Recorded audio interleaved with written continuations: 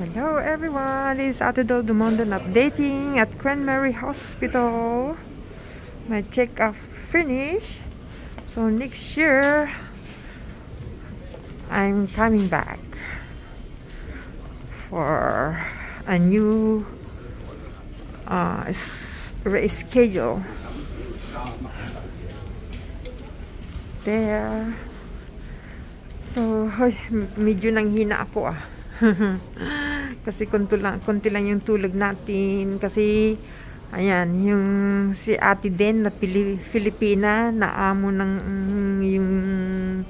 yung babae na kasama. Mayroon din siyang cancer. Ayun, nagkasabay kami na nagpa-ultrasound. There. Nasaan na yung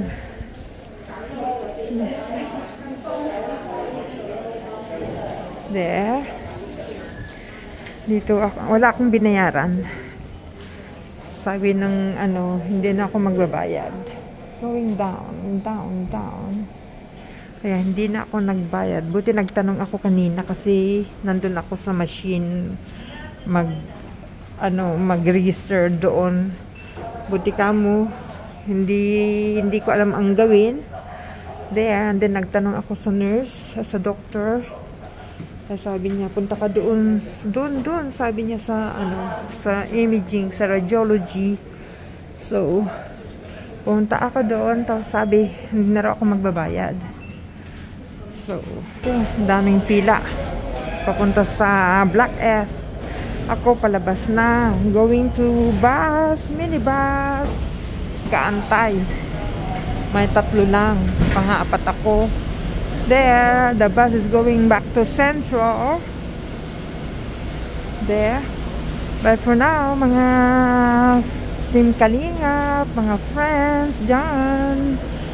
Oo. Punta. Ginawang sigsag yung line. Ginawang sigsag yung line. Ayan, tuloy.